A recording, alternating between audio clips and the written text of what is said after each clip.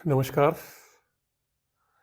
साल का पहला दिन, तो मुझे लगा कि ज़रूरी हो गया है पहले दिन तो कम से कम बात होनी चाहिए। तो सबसे पहले नए साल की बहुत बहुत बहुत बहुत सारी शुभकामनाएं। ईश्वर करे सबसे पहले तो आपका स्वास्थ्य ठीक हो। मेरा खराब है तो मुझे सबका याद आ रहा है। भगवान से प्रार्थना करता हूँ कि आप सभी का स्वास्थ्य ठीक हो, क्योंकि कहते हैं बुजुर्ग लोग कि हेल्थ इज़ वेल्थ। अगर स्वास्थ्य अच्छा है तो सब कुछ अच्छा है। तो आप अपने पहले स्वास्थ्य का ध्यान रखिए।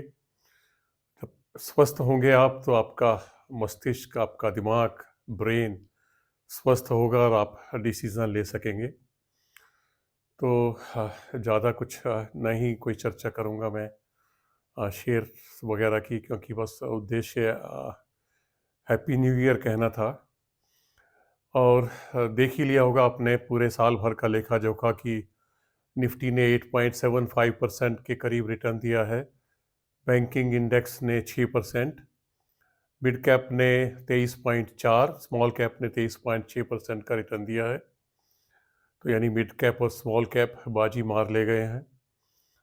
और अगर सेक्टर वाइज देखें तो रियल्टी ने सरप्राइजिंगली 37% दिया, फार्मा ने और रियल्टी ने 37% का रिटर्न दिया है, जो अपने आप में अद्भुत है। ऑटो ने 24% और आईटी ने 23% का रिटर्न दिया है। अगर आप शेयर मार्केट से अलग चले जाएं, बिटकॉइन ने 122% का रिटर्न दिया है, 122% का रिटर्न दिया है, कमाल है। Gold 27 and silver 23। हाँ, बेटर देन शेयर मार्केट। सो हमेशा ही कहता रहता हूँ कि आपको कम से कम 10%, ज़्यादा नहीं तो 10% तो गोल्ड सिल्वर में बांट के रखना ही चाहिए। बाकी तो मैं कुछ कहना नहीं चाह रहा हूँ, ज़्यादा लंबा खींचना नहीं चाह रहा जिसको। लेकिन एक चीज़ तो है कि पहले दिन ही मार्केट बहुत बेहतरीन रही, बढ़िया रही और हरियाली रही। सबसे अचंभे की बात तो ये है और खुशी की बात भी ये है। मेरे लिए ज़्यादा खुशी की बात इसलिए है कि मैं कुछ प्लान कर रहा था कुछ डिस्पोज ऑफ करने के लिए, क्योंकि पैसे की ज़रूरत है urgently within a week. तो मैंने अ, अपना सारा रियल्टी मेरे ख्याल से सारा ही निकाल दिया है। एक रह गया शायद, नहीं, दो रह गए हैं, ओबेरॉय रियल्टी और फिनिक्स मिल। बाद में देखा, अदरवाइज मैं इनको भी निकाल देता। रियल्टी को मैं निकाल रहा हूँ। हाउसिंग फाइनेंस में पहले भी मेरा ध्यान था और हाउसिंग फाइनेंस में मैं ज़्यादातर कंसंट्रेट कर रहा हूँ। एक तो मेरे पास है शायद केनरा का हाउसिंग फाइनेंस जो है, और दूसरा है बजाज हाउसिंग। को ज़्यादा मैं चाह रहा हूँ बजाज हाउसिंग मैं खरीदने वाला हूँ। अब गिरेगा तो, क्योंकि आज काफ़ी कुछ पैसे आए हैं तो कुछ तो री इन्वेस्ट करूँगा।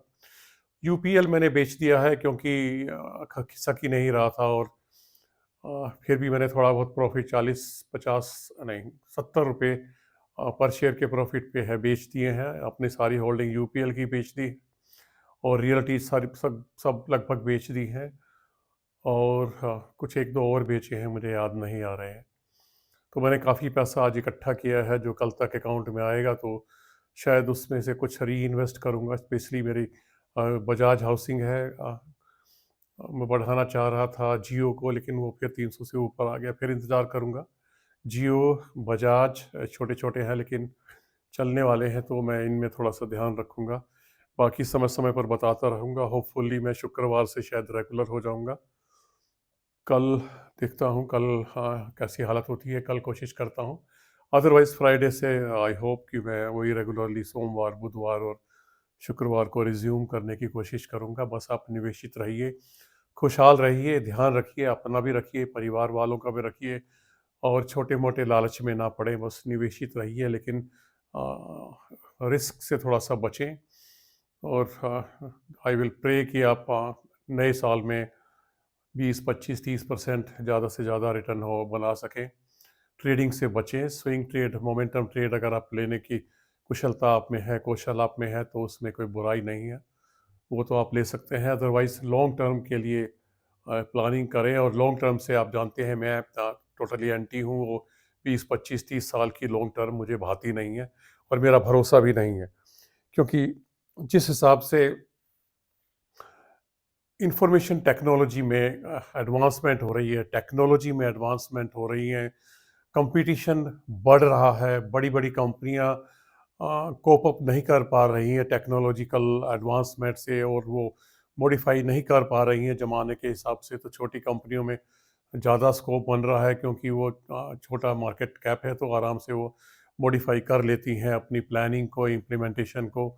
तो 5 या 10 साल से ज़्यादा का नज़रिया मैं पहले भी बोला है। आई डोंट बिलीव कि 20 साल, 25-30 साल वाला ज़माना नहीं है।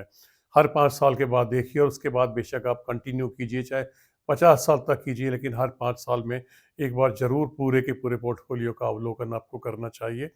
तो लॉन्ग टर्म के लिए बना के रखिए, शॉर्ट टर्म के लिए अगर खरीद रहे हैं तो शॉर्ट टर्म के लिए ही खरीदें। आईपीओ बड़े अच्छे-अच्छे आ रहे हैं। पिछले साल भी बहुत बेहतरीन रहे थे, और आने वाले टाइम में बहुत बेहतरीन है। एक तो अभी चला ही हुआ है, शायद 95 रुपीज़ का प्रीमियम चल रहा है, क्या है, इंडो फार्मा कुछ ऐसा है, वो कल बंद होने वाला है।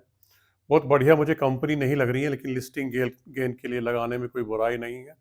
और भी बड़े-बड़े आईपीओज़ आ रहे हैं, जिसमें एलजी इलेक्ट्रॉनिक्स का आ रहा है, और उसके बाद टाटा कैपिटल का आ रहा है, लेकिन टाटा कैपिटल तो मुझे लग रहा है सितंबर में टाइम पूरा होगा, तो सितंबर तक लाएँगे वो। उसके बाद एनएससी का भी आ रहा है, और एचडीबी फाइनेंशियल सर्विसेज, बहुत सारे आ रहे हैं। मुझे लग रहा है कि लगभग 1.5 लाख करोड़ से ज़्यादा के आईपीओ इस साल भी हैं। तो आईपीओ के लिए पैसा ज़रूर बचा के रखें, और अगर आप लिस्टिंग गेन के लिए लगा रहे हैं तो लिस्टिंग गेन लीजिए और बाहर हो जाइए, और दोबारा आपको लगता है कि दोबारा इन्वेस्ट करना चाहिए तो दोबारा कीजिए। यानी कि गोल ज़रूर पहले से पहले बना के चलिए। ये ठीक है, मैं लिस्ट बना रखी है, शायद मैं शेयर करूँगा कल या परसों। तो आज के लिए बस इतना ही। एक बार फिर से आपको नए साल की बहुत बहुत शुभकामनाएं। भगवान आपको, आपके परिवार को, और आपकी दौलत को, आपकी वेल्थ को, और आपकी इंटेलिजेंस को बरकरार रखे, बढ़ाता रहे, और आप दिन दूनी रात चौगुनी तरक्की करते रहें। नमस्कार।